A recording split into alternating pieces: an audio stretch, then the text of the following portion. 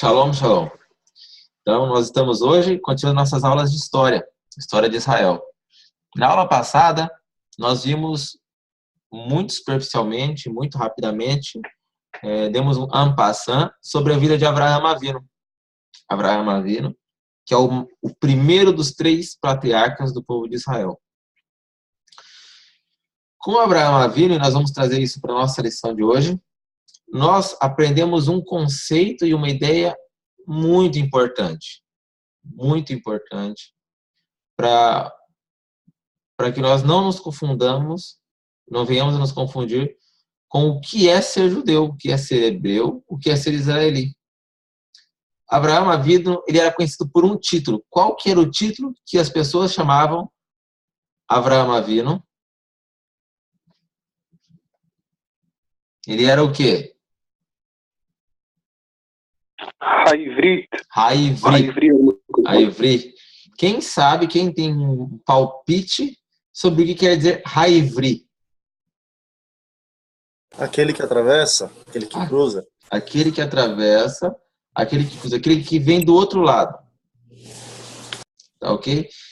Aquele que vem do outro lado tem 2 explicações.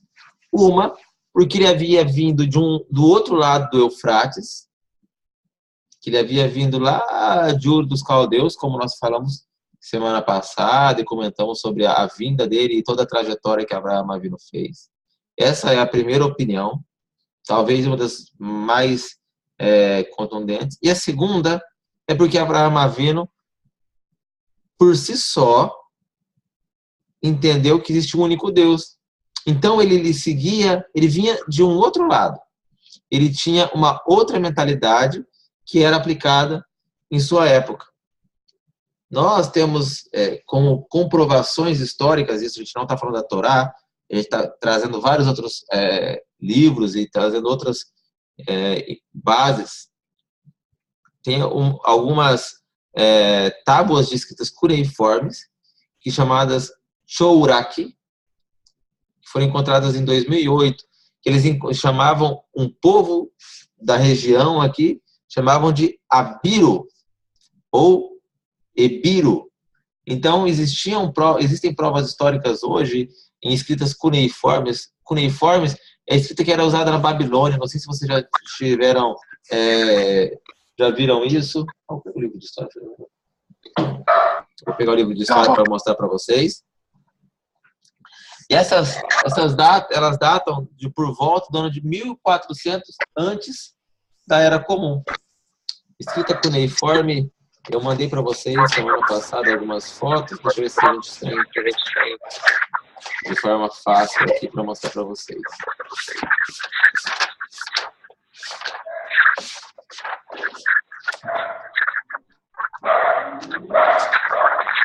Bom, é da própria capa aqui. Isso era escrita cuneiforme. Então, foram encontradas algumas tábuas daqui da região, tábuas comerciais e barrinhas e tabletas de barro, que enunciavam esse povo nômade que fazia comércios. Então, desde muito antes, nós já temos esse conhecimento, essa concepção dos Abiru, dos hebreus. Então, nós temos a ideia de que hebreu corresponde a uma classe de pessoas que foram provenientes a partir de Avraham Avinu. Então, quando nós falarmos o termo hebreu, exclusivamente, nós dizemos somente ao descendente de Avraham Avinu. Apesar de que muitos outros povos também derivaram de Avraham Avinu. Por exemplo, os árabes, algumas tribos da Índia, alguns outros povos regionais, também são descendentes de Avraham Avinu.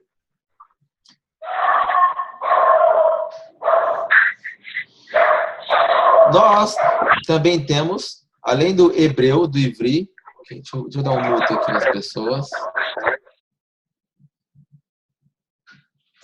Além do termo hebreu, ivri, nós temos também outro termo, outra nomenclatura muito utilizada quando nós tratamos da nossa religião. Qual que é?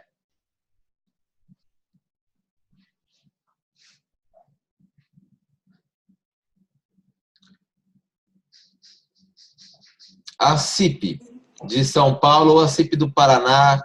O que quer dizer CIP? Israelita. Israelita. Congregação Israelita. Congregação Israelita do Paraná, Congregação Israelita Paulista. O termo, então, hebreu diz respeito a Avraham Avinu. O termo israelita diz respeito a quem, então? Quando ele teve início? A partir dos descendentes de Israel. Não. De Não, Jacó. sim, exatamente. Exatamente. A partir na verdade, a partir de Jacó. Por que ele foi chamado Israel? Entendeu? Mas vamos entender também qual é o sentido da palavra Israel. Para a gente também entender o que quer dizer israelita. Israel tem dois sentidos básicos. Quem sabe me dizer quais são os dois sentidos básicos da palavra Israel? Significados. É aquele que luta com Deus ou o príncipe de Deus? Já respondeu os dois já. Aquele que luta com Deus ou o príncipe de Deus. Príncipe de Hashem. Então nós temos esses dois primeiros, essas duas primeiras nomenclaturas básicas. Israelitas no futuro, a gente está falando no futuro a partir de, não no futuro nosso, no futuro depois de Jacob. Então nós tivemos Jacob, as pessoas, seus descendentes passaram a ser chamados, continuavam a ser chamados de Ivri, de hebreus, e a partir do momento que entraram em Israel, aqui no território de Israel, começaram a ser chamados de Israeli, porque eram os descendentes já de Israel. Então nós vemos na Tanakh várias vezes que fala, chama a Israeli. Na verdade, a maioria das vezes que chama alguém de Israeli na Tanakh é porque ele era convertido, tá? Mas nós vemos essa nomenclatura de raiz israeli na Tanakh. Depois do reino de Shlomo HaMelech, onde se dividiu dois reinos, onde ficou um reino norte e um reino sul. O reino norte ficou chamado, como ficou chamado? Israel. De Israel.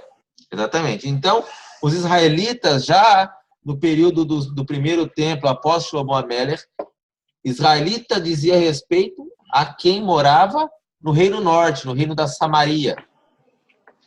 E o reino sul ficou conhecido como Judá.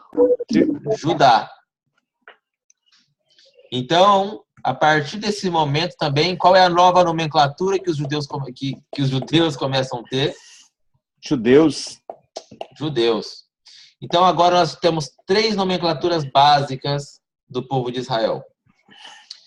Hebreus, que fazem respeito a Avraham Avinu. Israeli, que diz respeito a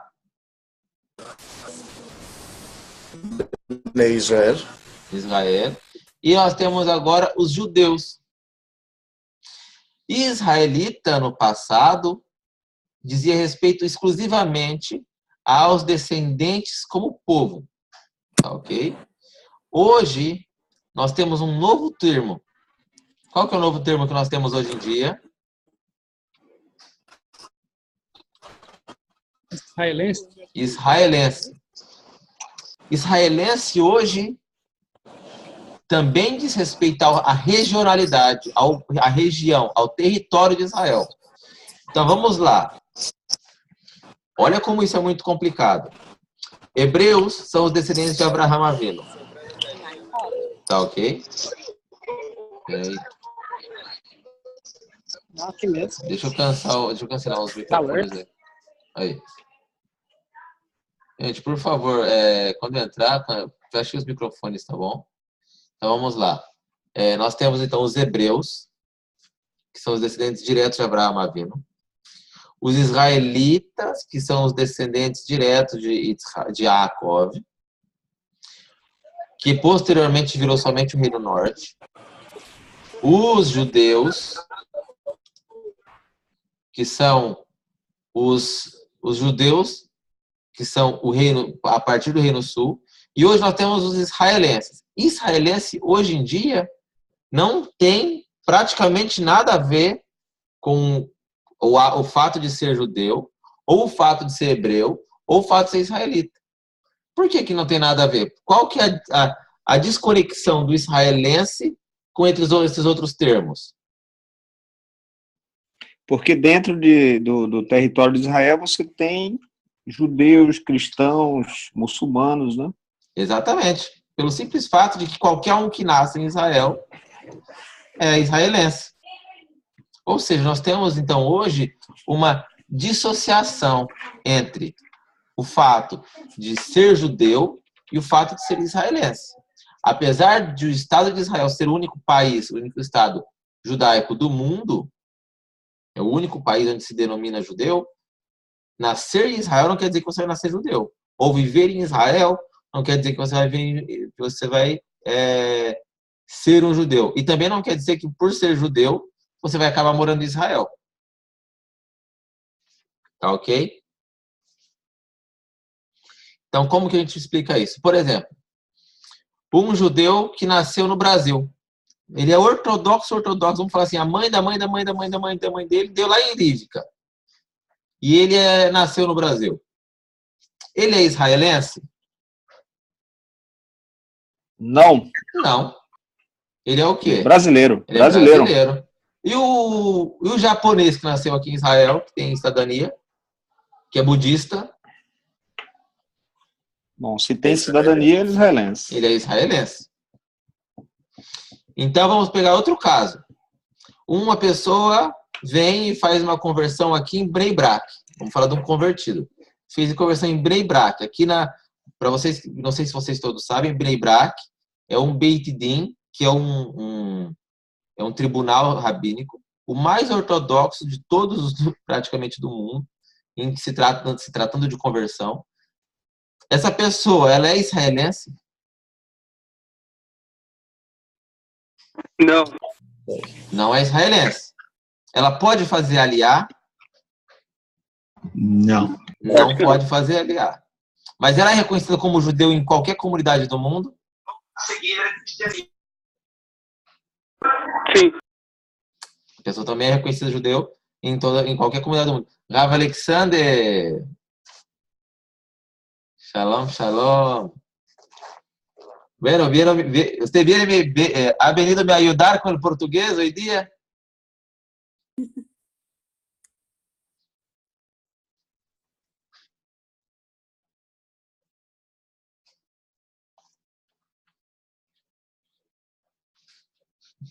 Bom, então vamos lá.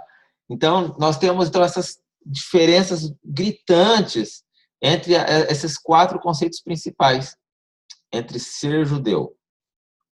Ok? Então, vamos voltar um pouquinho ao fato do termo judeu, o termo da palavra judeu. Todo judeu pratica a religião judaica? Não. Nem todo judeu pratica a religião judaica. Por que nem todo judeu pratica a religião judaica?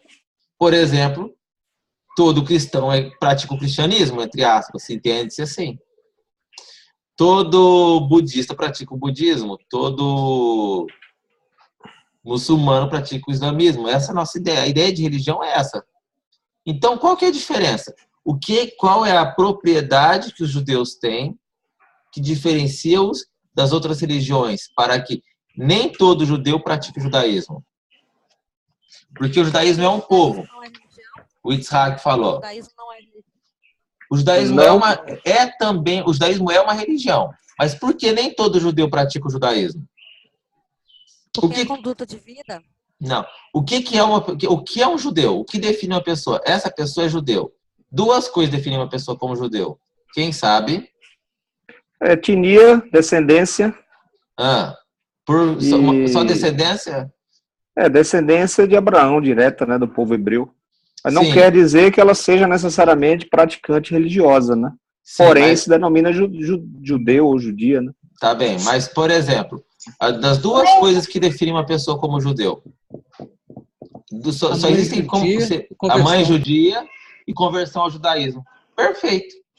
Uma pessoa ela é judia por 2 motivos básicos.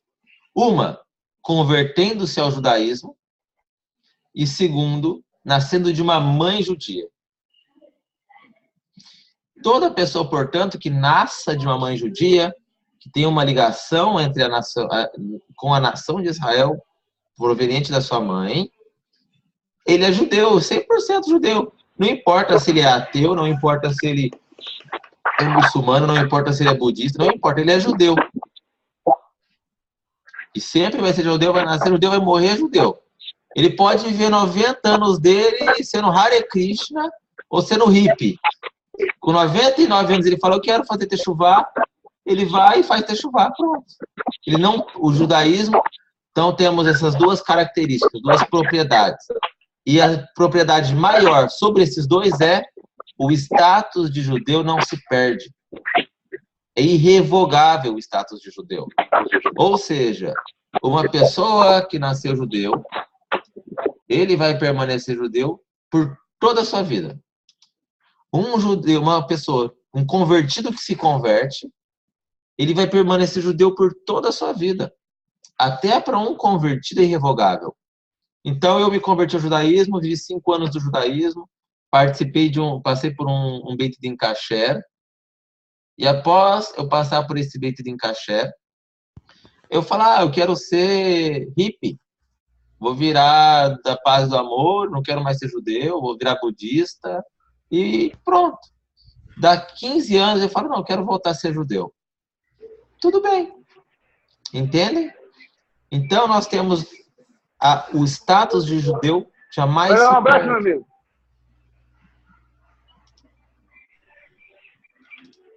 Então nós temos aí a característica de que o status de judeu não se perde em momento nenhum da vida. Quem saberia me dizer por que, da onde surgiu, da onde veio essa ideia de que judeu é de mãe judia? Da onde saiu essa ideia? Alguém tem alguma sugestão?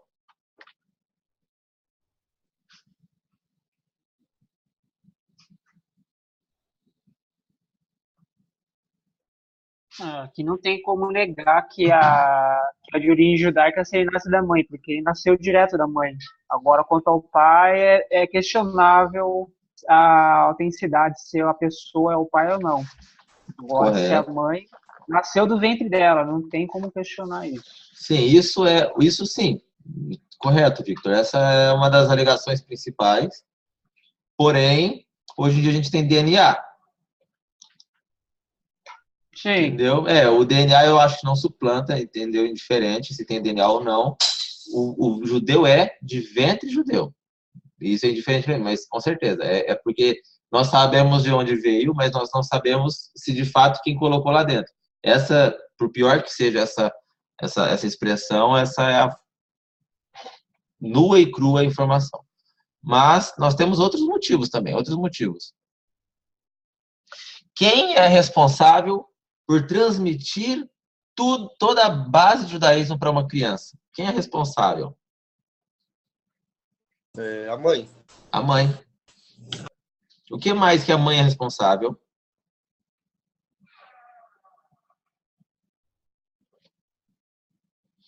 A mãe é responsável... Fica mais tempo com o filho. O quê? Mais tempo com o filho. Então, a mãe fica mais tempo com o filho. Exatamente, a mãe fica com o filho. Com certeza ela tem muito mais influência do que o pai. Com certeza ela tem muito mais influência que o pai. Então, por exemplo, sob a mãe, fica a responsabilidade, por exemplo, de acender as velas de Shabbat, cuidar da kashrut da casa, cuidar da pureza familiar, fazer shalom bait. Então, toda essa responsabilidade provém da mãe. Nós temos um versículo, o primeiro passuk que nós devemos ensinar para os nossos filhos. Quem sabe qual é o primeiro passuk que nós devemos ensinar para os nossos filhos? Shema Israel, Shema Elokeinu Hashem Echad? Não.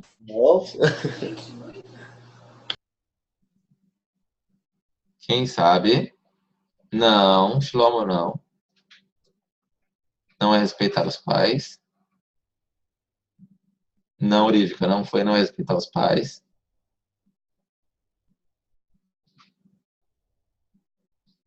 Qual é o primeiro passuque que nós devemos ensinar para os nossos filhos? Amar Hashem? Não.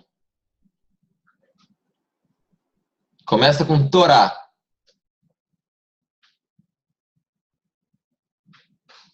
Torá tzivalanu Moshe Morasha Kehilat Yaakov Shema Beni Musar Avi Have Altitosh Torá Timecha. A Torá que nos ordenou Moshe Morasha Kehilat Yaakov é uma herança para os descendentes de Yaakov. Shema Beni, escuta meu filho, Musar Aviha, a ética e a conduta do teu pai, Ve'al-titosh, e não te esqueças nunca, Torá Timecha, a Torá que te ensinará a sua mãe. Esse é o primeiro versículo que nós devemos ensinar para os nossos filhos. De todos, antes que o Shema, porque nele, tudo que nós falamos desde nossa primeira aula até hoje, está nesse versículo. A tradição oral, a tradição da Torá, a veracidade da Torá, respeito ao pai, respeito às gerações anteriores. Tudo isso nós ensinamos. Olha como é forte um simples passuque. Tá ok? O Yonatan fez uma pergunta. Nós, após a conversão, se tivermos mais filhos, serão considerados judeus de nascença? Sim, 100%, Yonatan. Não existe diferença entre o filho de um judeu nato e um filho de um convertido. Porque, como nós já dissemos, um convertido, ele é 100% judeu. Entendeu? No caso de filhos já nascidos, Ravi, desculpe interromper. Eles são considerados convertidos, Eduardo.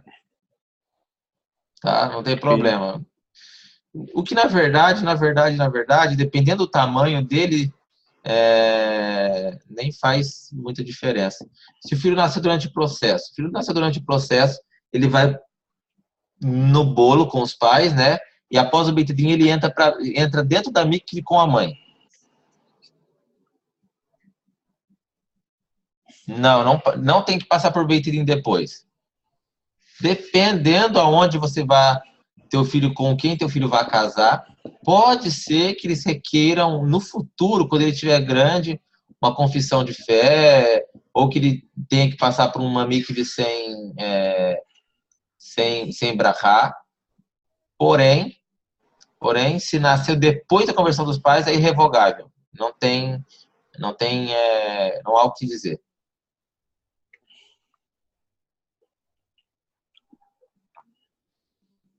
É muito importante pronunciar o máximo de coisas possível em voz alta. Porque uma coisa é quando nós ensinamos os nossos filhos por ordem. Tudo que você falar, faz isso, faz aquilo, ele não vai fazer. Tudo que você não precisar falar para eles e você fazer, ele vê você fazendo, tem certeza que ele vai fazer igualzinho você. Nós não educamos nossos filhos com ordens, nós educamos com exemplos. Tá ok? Rav. Sim. Shalom, Rav. Lato. Rav, uma pergunta sobre isso. Se quando alguém... Imagina eu e a Rivka realizando o processo de conversão, tudo certinho. De repente, durante o processo, nasce um bebê, ou então um pouco antes, ou então um pouco depois. Enfim, essa criança, se ela nascer depois, ela vai ser considerada judeu, é isso? Se ela nascer depois do... Indiferente, quando ela nascer, ela vai ser considerada judeu. Sim, mas não vai ter essa... Acho que tá dando retorno do teu microfone, Rav. É o microfone de alguém que tá aberto aqui, peraí. Fechei já, pode falar. Então, Rav, se no caso o convertido ele é considerado um judeu, porque ele é realmente um judeu que fez o Giur, e o filho dele, já nascido depois da conversão, ele é um judeu, como que vai ser identificado vamos assim colocar, a linhagem, por exemplo, de Davi? Como isso? Porque a linhagem, ela só é passada de pai para filho, é isso? É dessa forma que vai ser identificado? Não tem como misturar, achar, por exemplo, que um convertido, ele veio da linhagem de Davi, não tem esse risco, não tem esse perigo? Por exemplo, um filho meu convertido casa com uma mulher, uma esposa, que era judia de nascença. Então, já nasceu judia. Então, ela tem a tribo. Ele vai herdar essa tribo. Ele não vai herdar essa tribo dela porque ela é mulher, é isso? Hoje nós não temos mais sistemas tribais, Shalom. Hoje o judaísmo, e eu vou falar daqui a pouquinho sobre isso, ele é um outro sistema. Nós não temos, por exemplo, mais os direitos de herança hoje em dia. Nós temos a Shemitah, por exemplo, em Israel, que é o descanso da terra, o ano de Shemitah. Mas nós não temos mais os retornos do Yovel, que as pessoas voltavam para suas habitações. Essas leis, elas não estão em vigor hoje, não são praticadas hoje. Portanto, a gente também não tem direito à herança nenhuma. As leis de herança hoje, no mundo moderno, são diferentes às heranças da Torá. Entendeu? Não só por causa do templo, Shlomo, porque, veja só você, algumas leis voltam, nem todas as leis talvez voltem, por conta do próprio sistema que se instaurou hoje. Entendeu? Você veja, por exemplo, as leis das filhas de Tzelofhad. As mulheres podem herdar na casa de seus pais, sem problema nenhum. A grande diferença a grande importância é que elas tenham que se casar entre suas tribos. Hoje, nós não vemos mais nós não vemos o sistema tribal hoje. Com o favor dos céus, na época do tempo, quando tiver o Mashiach, pode ser que isso volte. Não há certeza que isso volte. O ano de Shemitah, a certeza volta. As leis referentes aos empréstimos, tudo volta. Porém, o sistema de tribal é algo que é melhor para esse momento, para a gente ter a certeza dessa afirmação, tá bem? Uma pergunta que você fez, que ela é... Como que eu posso explicar?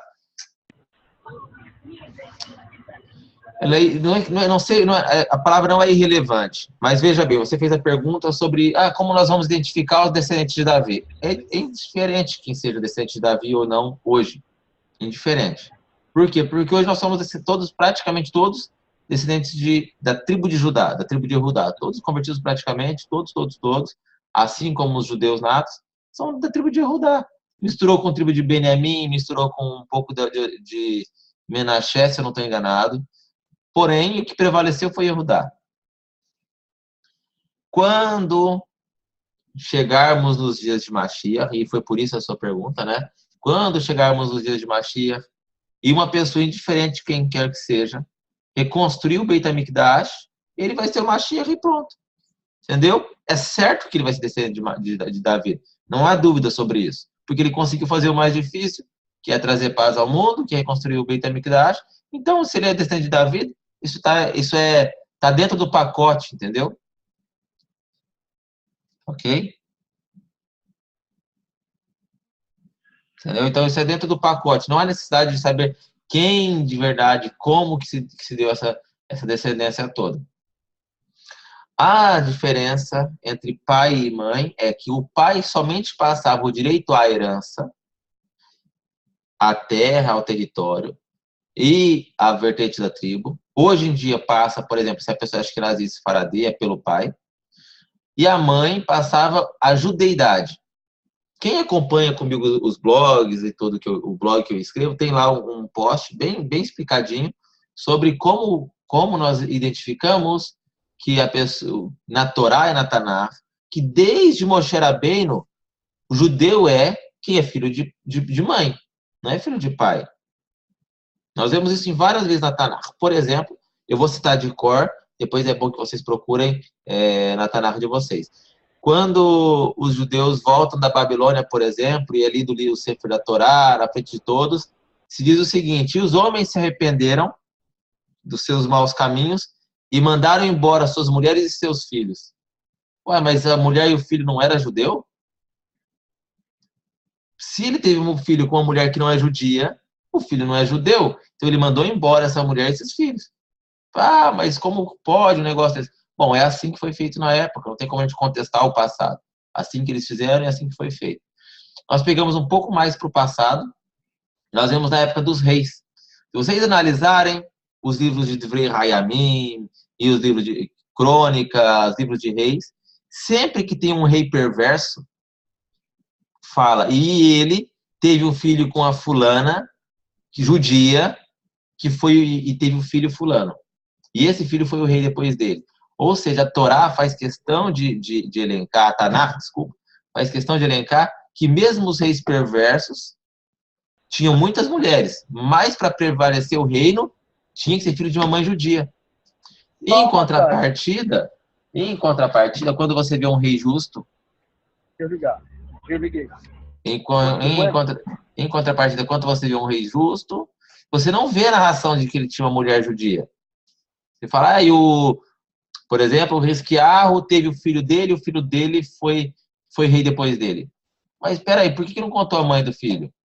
Porque é evidente que se ele era um rei justo, a mãe ia ser judia, não ia ser outra pessoa. Então não há necessidade da Tanakh contar a mãe do filho. Outros pontos, por exemplo,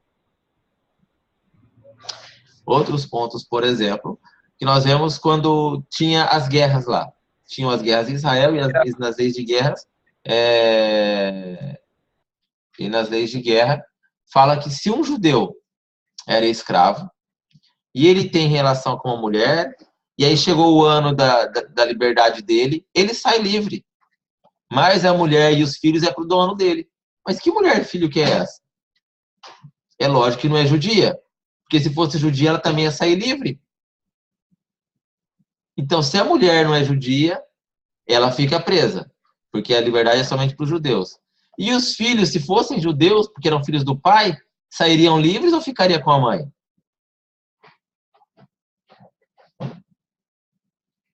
Sairiam livres se fossem judeus, mas não são judeus. Porque são descendentes de uma cananita ou de uma pessoa que não é hebreia. Entenderam? Então, desde os tempos de Moshe Rabbeinu, a descendência judaica é matrilinear. Isso não é dúvida. Entendeu? Isso é uma dúvida que as pessoas têm por falta de conhecimento textual, porém, não há dúvida nisso. Perguntas aqui para a gente continuar.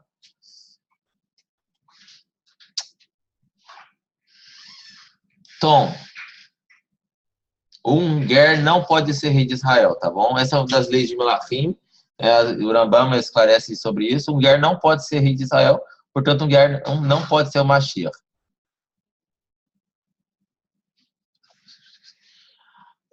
Foi feita essa pergunta para mim durante essa semana sobre uma pessoa que adota um bebê. Como que funciona? Se você adotar esse bebezinho de nada, ele pode ser educado no judaísmo, porém aos 13 anos, se for menino, e aos 12, se for menina, ele tem que fazer uma afirmação de fé para antes do bar mitzvah e passar por mikve, se eu não estou enganado. Porém, se ele descobre que ele é judeu com 80 anos, ele tem que fazer mikve e afirmação de fé. Ele tem que se converter. Não existe um caso de que a pessoa, por praticar o judaísmo, seja judeu. A pessoa pode ter sido adotado com um dia de vida, viveu 80 anos da vida dele como judeu. Aos 80 anos ele descobre que ele não nasceu de ventre judeu, não passou por conversão. Ele pode ter feito tudo. Pode ter feito bar mitzvah, pode ter feito casamento, pode ter feito tudo. Ele tem que fazer a conversão dele, se assim ele desejar. Tá bom?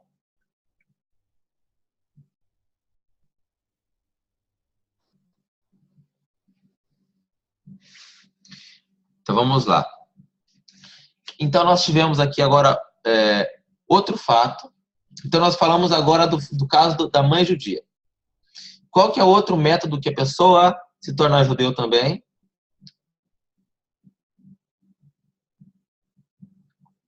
Através do Gior no Beit Din, passando pelo Beit Din. Exatamente. Então um Beit Din kasher também torna uma pessoa judia. Hoje, essa ideia de Beit Din, ela é muito vaga, mas ela é muito importante de se saber o que é um Beit Din kasher, o que é um Beit Din constituído. Então, o que torna uma pessoa, nós já vimos como que é a questão da mãe judia, a gente também tem que entender o que faz a pessoa entrar para o povo de Israel, se tornar um hebreu, um israeli, um judeu, a partir da conversão. A conversão, segundo a Halachá, segundo a lei judaica, ela passa por alguns processos. O primeiro processo é a instrução. Shulchan Aruch fala que a pessoa ela deve ser instruída sobre leis difíceis e leis fáceis, sobre as leis com punição e leis sem punição, o mérito do cumprimento das mitzvot, o bônus e o ônus do cumprimento das mitzvot. E então, entendeu-se que o ensino do judaísmo ele tem que ser no mínimo, 8 a 10 meses. Uma conversão reformista não pode ocorrer se a pessoa não estudar 8 meses. Reformista. Para vocês terem uma ideia. É errado. Se uma pessoa fala, eu me converti aqui em rabino sem estudar, é um Beit Din não kasher. Para vocês terem uma ideia de como funciona isso. Então, o estudo, ele faz parte da conversão. Esse ano, um ano de estudo, mínimo, um ano de estudo, ele já faz parte de um processo. Após isso, estabelece-se um Beit Din.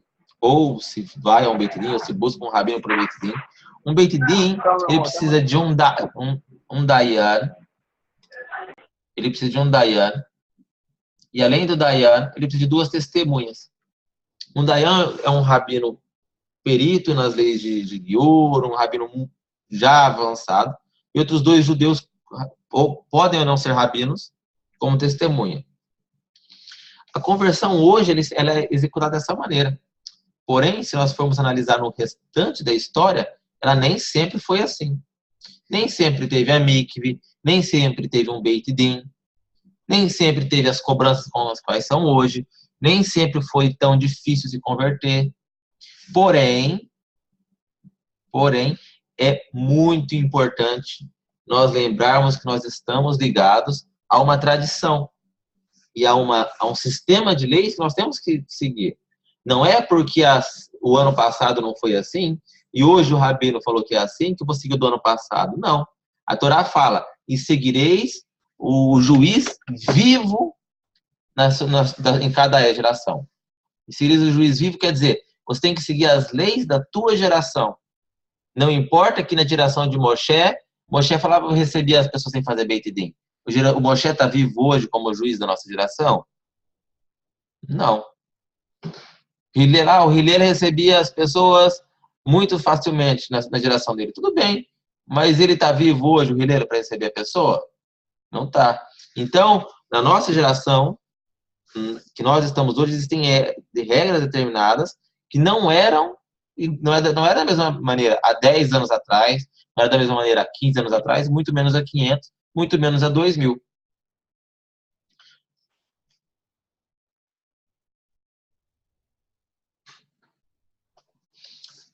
Então, veja bem. No passado, o Beit Din ele era mais simples, a pessoa era mais instruída com o rabino, e não existia, por exemplo, a mikve. O que era oferecido, então, como marco entre a pessoa não judeu e a mãe ela já vira judeu. Na época do templo, por exemplo, a pessoa devia levar um sacrifício.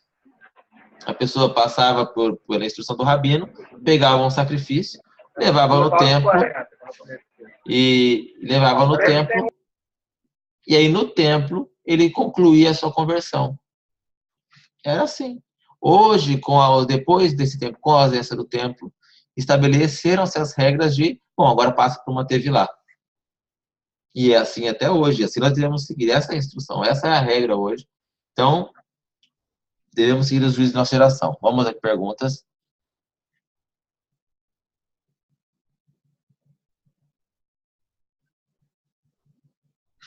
Veja bem, o Leandro fez uma pergunta, eu acho que eu entendi o seguinte, se o processo da conversão dos filhos é mais fácil.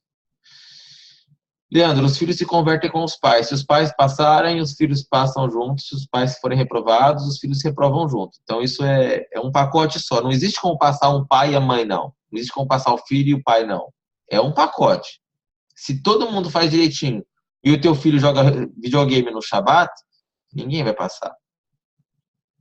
O Beit Din, essa é a regra, tá bom?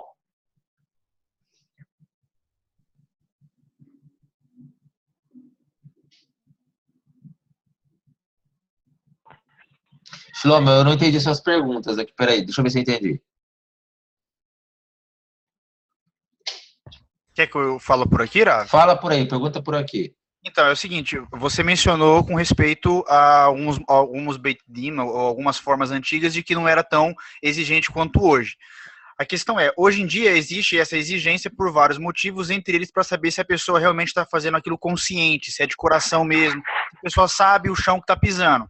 Tipo assim, que nem você falou, tem que saber todas as mitzvot, AC, lo AC, o que tem que fazer, o que não tem que fazer. Esse rapaz aqui tá falando. Gente, a pessoa que ficar liberando o microfone sem ser para ser pergunta, eu vou tirar da sala, tá bem? Para que a pessoa entenda que tem que deixar o microfone desligado. Pode continuar, Shlomo, desculpa interromper. Então, Rav, nesse caso, hoje em dia existe essa exigência, um dos motivos é para a pessoa ter o quê? Ter a consciência, saber realmente o que ela está fazendo. Nesses momentos em que, às vezes, as pessoas muitas vezes não eram tão bem letradas como hoje em dia, não estudavam tanto, etc., não pode ter aquela dúvida no próprio descendente da pessoa. Imagina, por exemplo, que minha bisavó converteu de uma forma super fácil, ela chegou lá e foi muito fácil. Não fica aquela dúvida em mim de que se é a minha linhagem, se eu realmente venho de uma família que realmente foi um judeu de coração lá atrás e eu tenho que reafirmar isso futuramente? Shlomo, veja bem, nós temos que fazer o que a gente tem na mão. Tem um termo alárrico para isso, mas eu esqueci. A gente não devemos julgar com as possibilidades. Nós devemos julgar somente com o que nós temos na mão. Você não sabe, por exemplo, o que foi teu passado. Um judeu, não tem como ele falar, meu bisavô não foi um convertido, não foi um convertido, é indiferente. Hoje está aqui, hoje a situação é essa, hoje deve se cumprir dessa maneira. Entendeu? Se o passado foi o Rabi Akiva, se o passado foi um cara que tirava leite e não sabia nem escrever o nome dele, não nos compete julgar sobre essas coisas. Nós devemos julgar com o que nós temos na mão. Entendeu? Era essa a pergunta?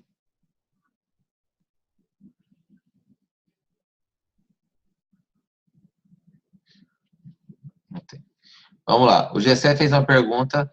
Exatamente, Gessé. Ou passa todo mundo, ou não passa ninguém. Por quê? O judaísmo, ele tem uma concepção diferente de religião. Tá bom? E aqui é o que a gente vai falar, que eu iria falar aqui na sequência. O judaísmo, ele não faz proselitismo de pessoas. O que quer dizer não faz proselitismo? O judaísmo não entende que para a pessoa alcançar o Olam Rabá, para que a pessoa ela seja bem-sucedida na sua vida espiritual, ela necessita de ser judeu. Por exemplo, um Ben Noach serve tanto a Hashem quanto um judeu. Ou seja, ou a pessoa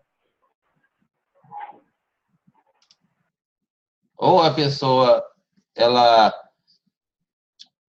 pode ser tanto Ben Noach e servir a Hashem, quanto converter-se ao judaísmo e servir a Hashem. Só que os rabinos não entendem que convertendo o marido e deixando a esposa sem ser judia, por exemplo, ou o contrário, a mulher judia e o marido judeu, eles vão estar destruindo uma família. Porque isso é uma relação, já parte do princípio que seria uma relação proibida.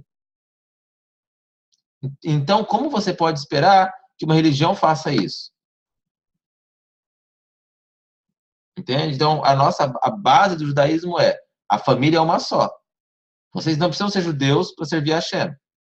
Então, por que ele vai converter você e vai deixar a tua esposa de fora? Qual a lógica nisso? Tá bom? Isso nós estamos falando de um Beit Din ortodoxo, tá?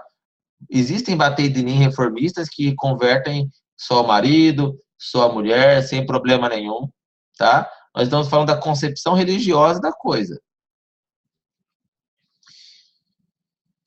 Então, vamos lá. Então, nós vimos que uma pessoa pode ser judeu sem ser israelense e pode ser judeu também sem praticar o judaísmo. Então, o judaísmo ele tem essa propriedade complexa de entender quando se chega no judaísmo.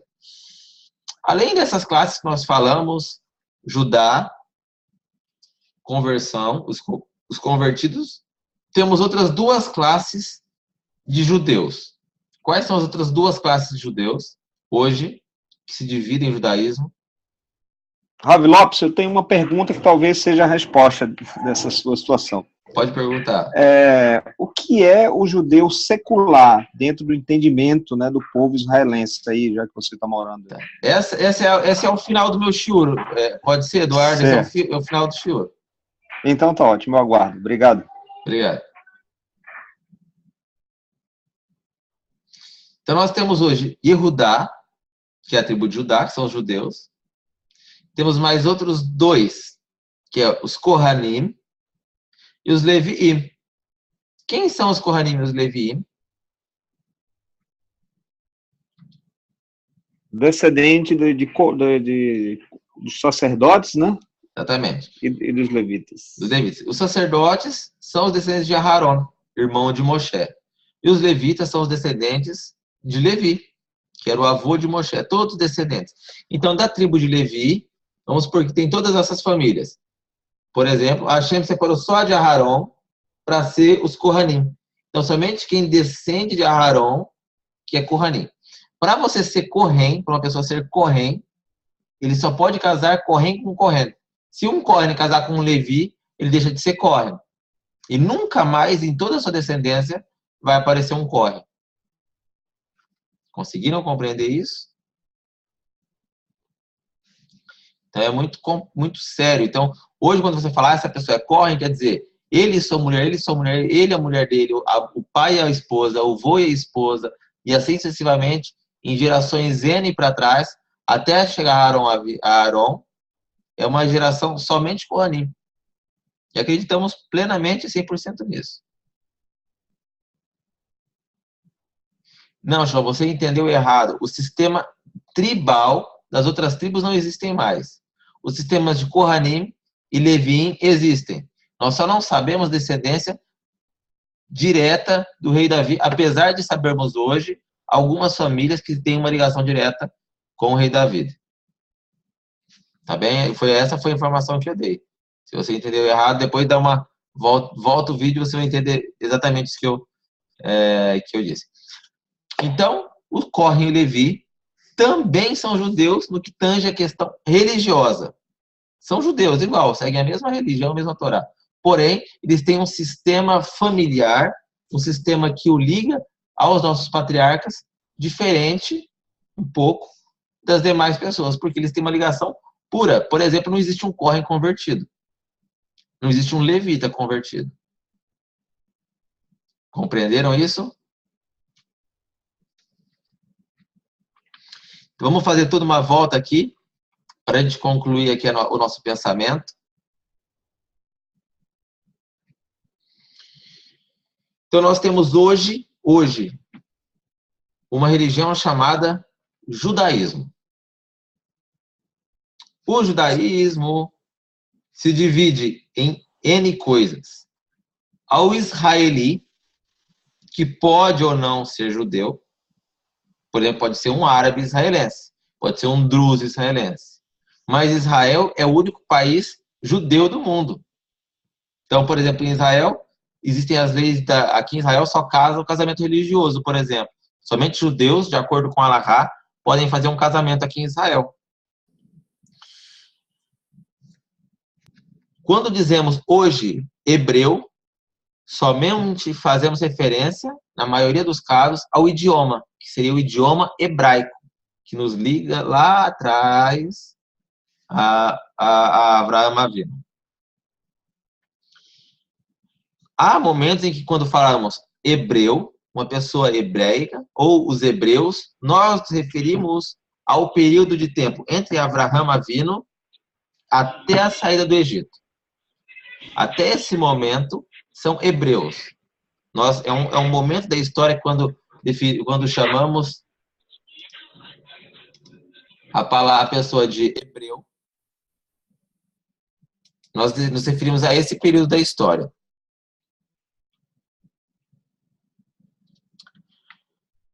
Quando falamos em religião, as pessoas que seguem a religião são judeus. Tá ok? Então nós temos esse leque de denominações quando nós tratamos de judaísmo. E agora, quando falamos de judaísmo, nós temos 3 principais correntes religiosas. Israeli seria israelita. Hoje, israeli é israelense. Tá bem, Shlomo? Então, em hebraico é a mesma coisa, nas traduções é importante ter essa definição. Hoje nós temos 3 correntes religiosas do que nós chamamos a religião judaísmo, dos praticantes. As 3 principais correntes são ortodoxo, reformista e Masorti. Ou melhor, ortodoxo, Masorti, reformista.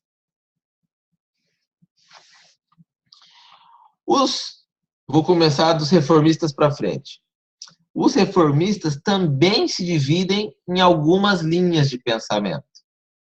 Temos, por exemplo, o judaísmo progressista, o judaísmo reconstrutivista, o judaísmo humanista, que são todas linhas de pensamento do judaísmo reformista.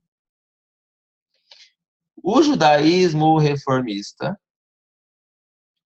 ele tem uma visão de que a Torá e o Talmud é uma tradição do povo, é uma cultura. Ou seja, para quem é brasileiro, seria mais ou menos assim. Eu acredito em Saci Pererê da mesma forma que eu acredito em Moisés. Eu acredito em mula sem cabeça da mesma forma que eu acredito na saída do Egito. Então é uma tradição, é uma história muito antiga que pode ou não ser verdade. Então, o reformista, ele entende a Torá, ele entende o compêndio de leis nosso como uma tradição remota. Então, quando ele vai praticar a Torá, quando eles vão dar as interpretações da Torá, eles não dão a interpretação como dizendo, bom, olha, isso é uma voz de Hashem, Hashem falou isso. Não, isso é uma tradição, então, é uma tradição não comer Yom Kippur. Tá, eu tô com fome, eu vou comer, mas vou beliscar. É uma tradição não comer Hametz em Pesach. Mas estou passando na pizzaria, vamos passar na pizzaria hoje. Entenderam?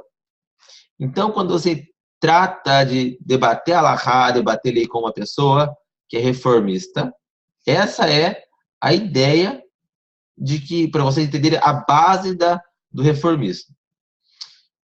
Vou pular para o ortodoxo. Já no ortodoxo, também se divide em várias outras linhas de pensamento. Nós temos, por exemplo, hoje, o Datileumi, que é o caso da nossa linha de segmento. Nós temos o Haredi.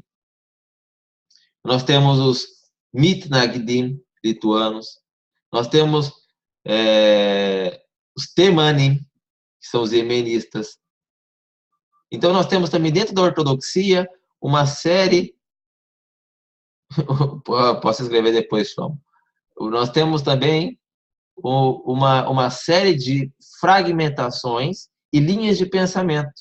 Dentro de cada linha de pensamento existe um motivo muito importante que nos liga aos nossos antepassados. Várias dinastias, mais ou menos isso.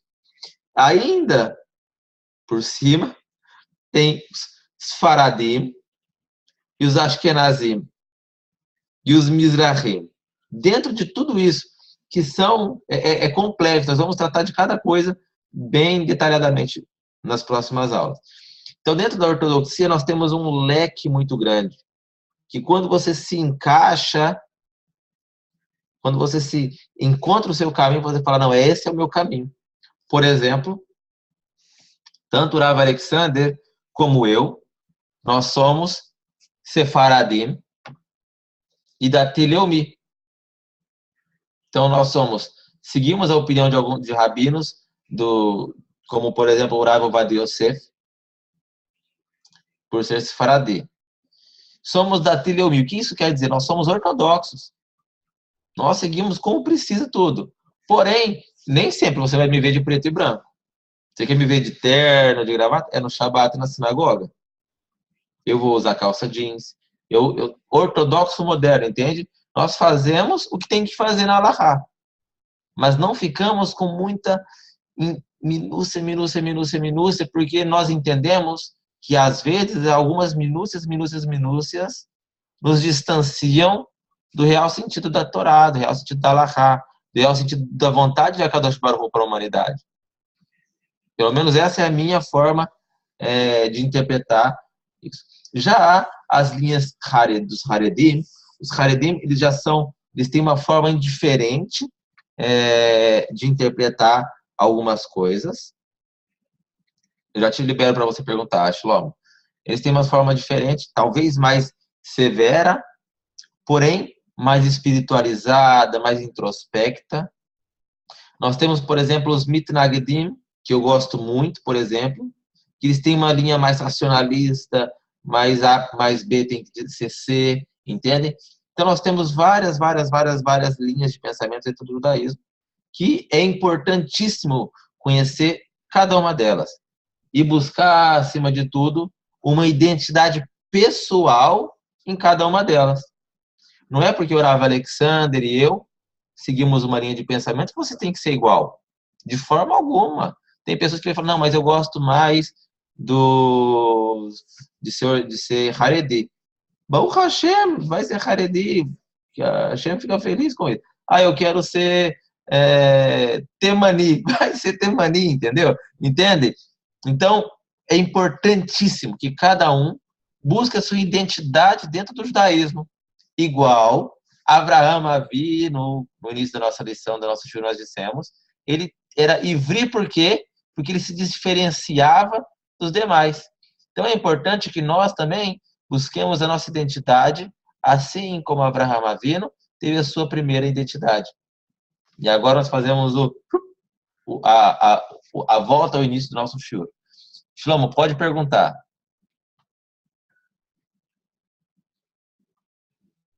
Rav. Tá ouvindo, Rav? Tô ouvindo. Ah, tá. Então, a minha dúvida é o seguinte. Tudo bem, eu tenho um pouco de dificuldade, você sabe, para mim conseguir entender essa mentalidade da diversidade de opiniões. Porque eu sempre entendia o seguinte, que existia uma verdade absoluta e que, assim, ou você faz o que está na risca, ou se você sai da risca, você está errado. Vai um pouquinho para a esquerda, esse um pouquinho para a esquerda pode te levar ao erro. Quando eu vejo as pessoas que se identificam com outras linhas, etc., o que eu percebo é que as pessoas, algumas são mais lenientes com respeito a algumas mitzvot, outras são mais restritas com respeito a essas mitzvot. Eu não consigo entender como que os dois podem estar certos, entendeu? Alguém tem que estar errado nisso aí, entendeu? Não consigo entender. Você ri, né? Mas é verdade, não consigo. Rav Alexander, entendeste a pergunta?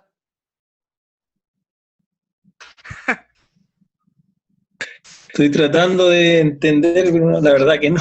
No. Entonces, me ayude a responder esta, por favor. Shlomo tiene una pregunta. ¿Cómo puede ser que, por ejemplo, el sefaradí come ktaniot en Pesach y o ashkenazi não come ktaniot en Pesach, o el ashkenazi habla esto está correcto y el sefaradí habla esto está errado, el ashkenazi no abre una botella en Shabbat y el sefaradí abre? ¿Cómo puede ser que los dos estén certos en la Torah, de acuerdo con la Torah? Esta es la dúvida de Shlomo. Ok. Todo, bueno, dentro de los sefardim y ashkenazim hay tradiciones y existe una línea completa que nos marca independiente de la línea que nosotros sigamos. Rav Yaakov, aquí me voy a alargar un poquito. Rav Yaakov habló de muchas líneas. Hay algo que marca el centro de todas las líneas judías. Eso se llama Shulchan Aruch. ¿Okay? El Shulchan Aruch es nuestra base. De ahí se desglosan todas las opiniones en base a la halajá. Y hay quienes, de acuerdo al lugar geográfico donde vivían, fueron estableciendo ciertas costumbres. ¿Ok? Por ejemplo, en el sefardí come kitniot en Pesach. Kitniot son granos, ¿verdad? Granos que no fermentan. El ashkenazí no. ¿Por qué? Porque en los lugares de Europa se cosechaba el trigo y luego utilizaban los mismos sacos, no sé, sacos es la palabra, sacos, ¿no? Los mismos sacos. Mismos sacos para cultivar otro tipo de granos. Entonces, la posibilidad de que hubiese hamet en los otros granos era alta. ¿verdad? Y ellos dijeron, nosotros para evitar el poder tener Hamet en Pesaj, vamos a eliminar todo tipo de grano que sea cosechable, que se coseche en la temporada. Y ahí nace la costumbre del Kitniot, por ejemplo. Algo que al sefardí no le ocurrió. ¿Me entienden? Otra costumbre es que el sefardí no come pescado con leche. Peixe com leite. Eso. Y el Ashkenazí come. ¿Por qué? Porque los sefardín vivían en lugares más cálidos, entonces la mezcla de pescado, de peixe, con leche, se descomponía muy rápido y dañaba la salud de la gente. Sin embargo, los europeos, los ashkenazim que vivían en países europeos mucho más fríos, no tenían ese problema. ¿Entienden? Finalmente, se desarrolla toda un sistema de minagim, de costumbres basadas en la tradición de cada una de las culturas, en donde en la línea propia, por ejemplo, para los ashkenazim, es alajá no comer kitniot en Pesaj. Porque una costumbre que se transmite a toda la comunidad y es aceptada, entonces se transformó en alajá. ¿Entienden? Va así más o menos la respuesta. Pero ¿qué pasa si se casa una mujer sefardí con una ashkenazí? ¿Qué pasa en Pesaj? ¿Ella puede comer kitniot en Pesaj? ¿Qué creen ustedes? Se complicó la cosa, ¿no? Se nos complicou. Eu acho que sim, Rav. Eu acho que a mulher ela pode seguir a tradição do marido. ¿Qué? Sí, la mujer sigue, era como antes, ¿verdad? La tribu la determinaba el esposo. Ahora, si es sefardí o ashkenazí o la línea que sea, la determina el esposo. Entonces, si se casa una mujer sefardí con un ashkenazí, entonces esa mujer en su casa no puede comer kitniot en Pesaj, aunque ella lo tiene permitido. ¿Cuándo va a poder comer? Cuando visite a sus padres. En casa de sus padres sí tiene permitido comer kitniot. Al revés, ¿qué sucede si se casa una mujer ashkenazí que no come kitniot con un sefardí que sí come kitniot? Ella debe seguir la tradición de su esposo. ¿Ella puede comer kitniot o no puede comer?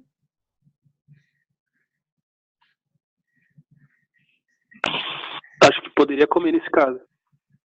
¿Cómo? Sí, se podría. Sí se podría.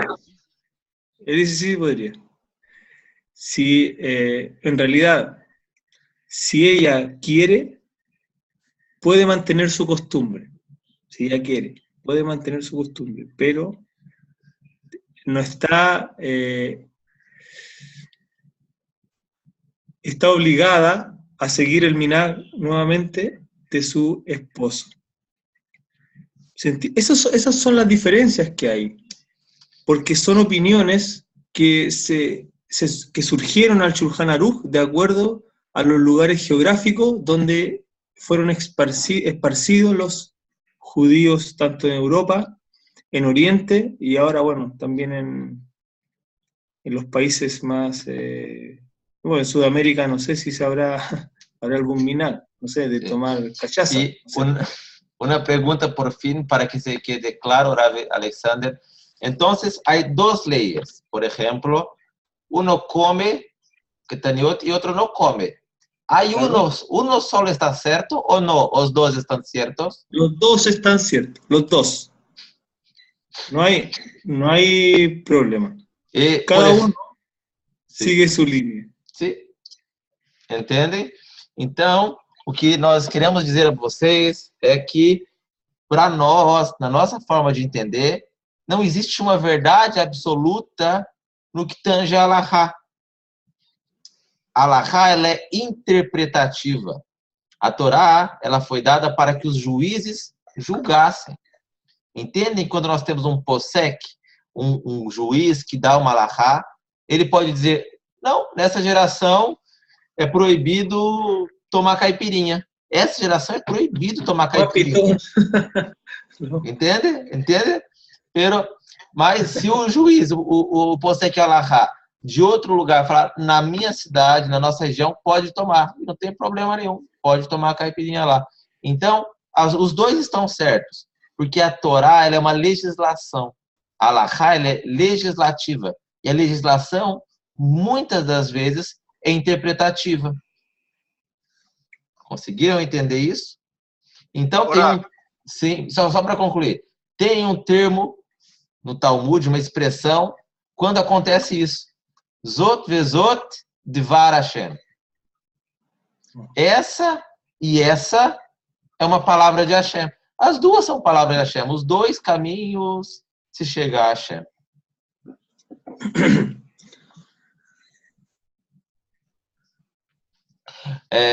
Tem uma pergunta que seria, eu posso escolher ser Sefaradi, ou Ashkenazi, ou Yemenita. Em Israel hoje, quando uma pessoa se converte, automaticamente ela se converte como Sefaradi. É automático. Tá ok? Se você se converte no Beit Din Ashkenazi, você automaticamente é Ashkenazi. A não ser que você manifeste uma intenção, ou que você coloque a intenção, ou que você profira essa intenção.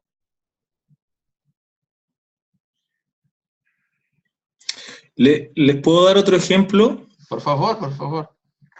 ¿Qué pasa si, por ejemplo, los yemenitas, ellos todavía comen langostas, estas que permiten... No, espera.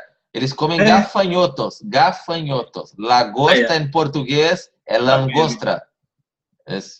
Os yemenitas comem gafanhotos. Pode continuar. Gafanhotos.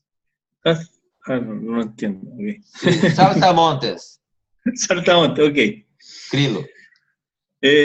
Escríbalo, sí, ahí para poder... Ok. ¿Por qué es tan complicado el portugués? Deberían ser todos sefardí, y hablar como sefardí. Así se escribe. Um rato que vou ter que copiar. O que é Shulchan Aruch que o Ravi Alexander comentou, Lopes? Já vamos chegar no Shulchan Aruch, só um momentinho. Deixa ele explicar o do gafanhoto. Pode continuar. Los yemenitas comen gafanhoto y como costumbre, ellos mantienen esa tradición y conocen cuáles son estos bichitos que se comen. ¿Qué pasa si un yemenita me invita a su casa a comer? Yo soy sefardí. Los yemenitas también son sefardí. ¿Ok? Siguen al Ramban, ¿sí? ¿Yo puedo comer gafanhotos junto con ellos? En nuestra casa no podemos. No, en la casa de ellos. No, sí, pero para que ellos puedan entender. En mi casa no puedo comer, no es kasher. Sí, yo no como. Para mí no son kasher. Okay. Y si yo fui a su casa, a casa de la yemenita, podemos ou não podemos comer? É uma pergunta pra gente? É uma pergunta para vocês. Eu acho que como se trata de uma legislação, ela anda de acordo com o território onde você está. Se nós estamos em território yemenita, nós temos que respeitar a lei de lá. Então, se lá fala que nós podemos, então lá nós podemos. Agora, a legislação da onde eu estou diz que não, então quando eu estiver na minha casa eu não como, quando eu estiver lá eu como. Eu acho que, assim, pela lógica seria isso. Compreendeu, Rav Alexander? Eu acho... Não. Eu acho diferente, Rav. Então diz, Rav Hanania. Eu acho que Oi? Pode dizer, Hanania. Vamos supor, o cara que é Sfaradi, ele tem que seguir a Halakha para Sfaradi, independente de onde ele está. Se ele está aqui ou se ele está na Rússia, ele não vai comer peixe com leite, porque não pode. A Halakha é para Sfaradi, não é para... ¿Entendiste dos opiniones? Son dos opiniones distintas. Shlomo dijo que si ellos es faradí y la jurisprudencia de la halajá es local, por la localidad, en su casa ellos no pueden comer langostras, pero en la casa de los temanim, de los yemitas, sí ellos pueden, porque la halajá es local. Pero O sea, Hanania dijo el contrario. Hanania dijo que no, si yo soy faradí en todo el mundo. Entonces, si yo voy en la casa de los yemenitas, no puedo. Son dos opiniones distintas. ¿Qué usted dijo? Rav, existe também a questão que existe um gafanhoto específico que é kasher, né, pela Torá. O gafanhoto tradicional, por exemplo, nós temos aqui, por exemplo, no Brasil, não é kasher, mas tem um gafanhoto específico em Eretz que é possível comer. Então, se esse yemenita está fazendo esse gafanhoto em específico, nós podemos, não? Sí. ¿Entiende? Ellos dijo que hay un gafanhoto específico que no es el gafanhoto de Brasil, que solamente los yemenitas pueden saber. Y si ellos hacen, sí es kasher. Esta es la opinión de Natán. Bien, para complementar, según la opinión que es local, o sea, que se puede, si un ashkenazí viene en Pesaj a mi casa, que soy sefardí, entonces él puede comer kitniot.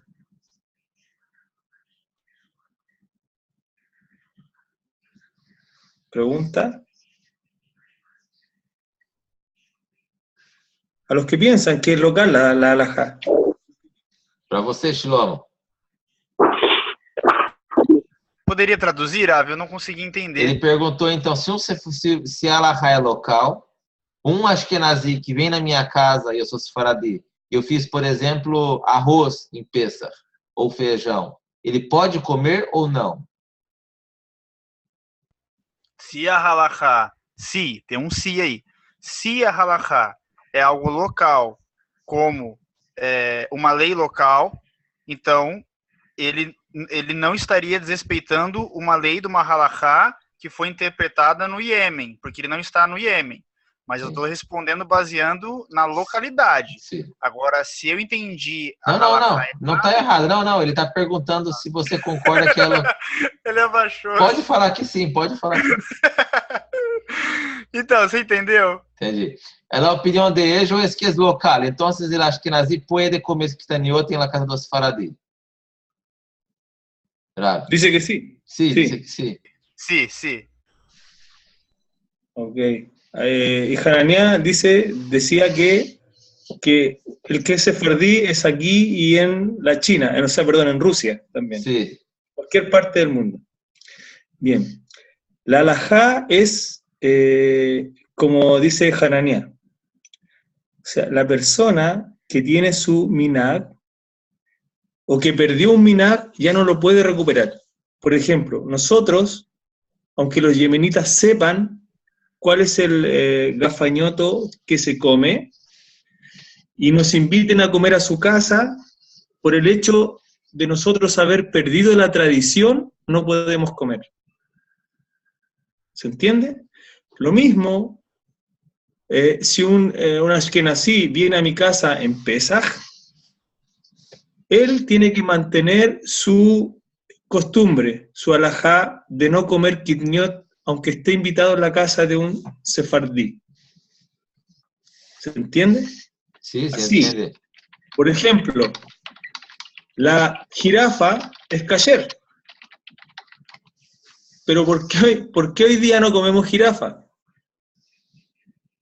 Porque no sabemos cómo hacer el abate. No sabemos en qué parte del cuello se hace la chejita. Se perdió ese minag, antes se comía, hoy día no.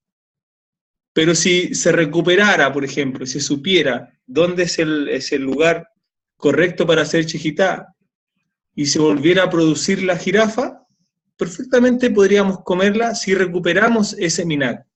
¿Se entiende? Si no, no. Hoy día es muy caro comer jirafa, yo creo que por eso não se come. Né?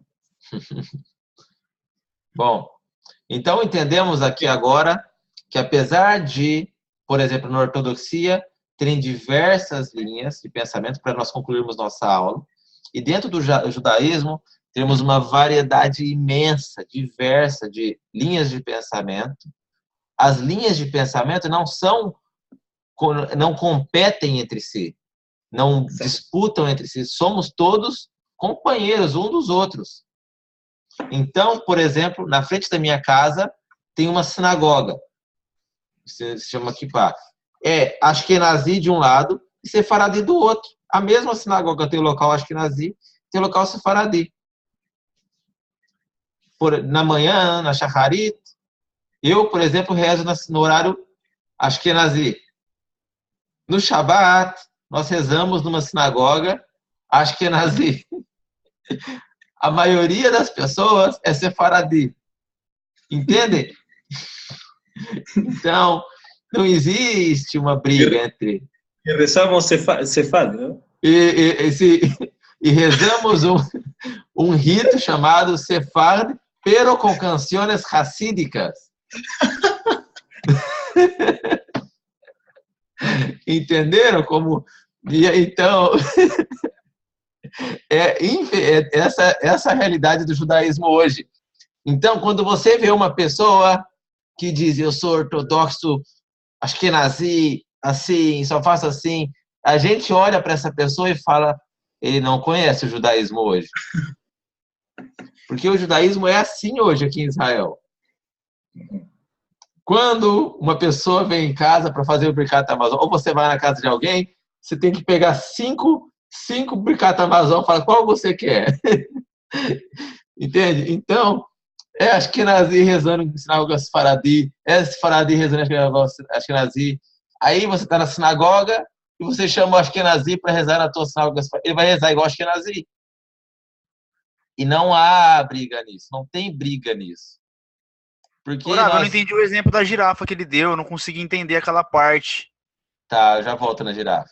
Então, nós temos que entender que o judaísmo, como um todo, ele não compete entre si.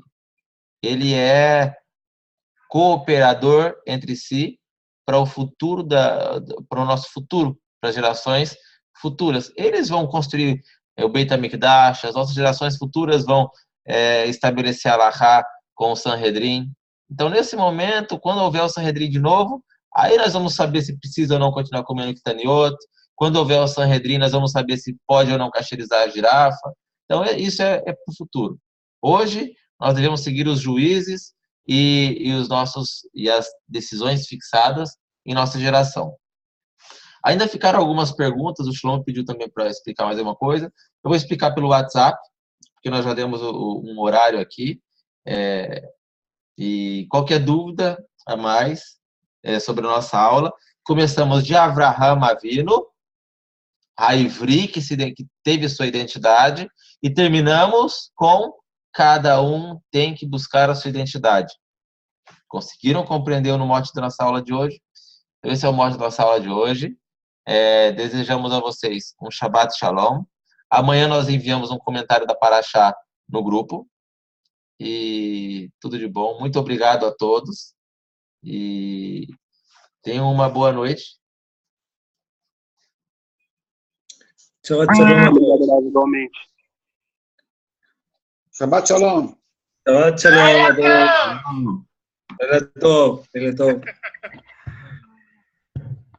Shabbat Shalom, Lekulan. Shabbat Shalom. Shabbat Shalom. Shabbat Shalom. Shabbat Shalom. Shabbat Shalom. No 3. Shabbat Shalom. Shabbat Shalom. Shabbat Shalom. Shalom.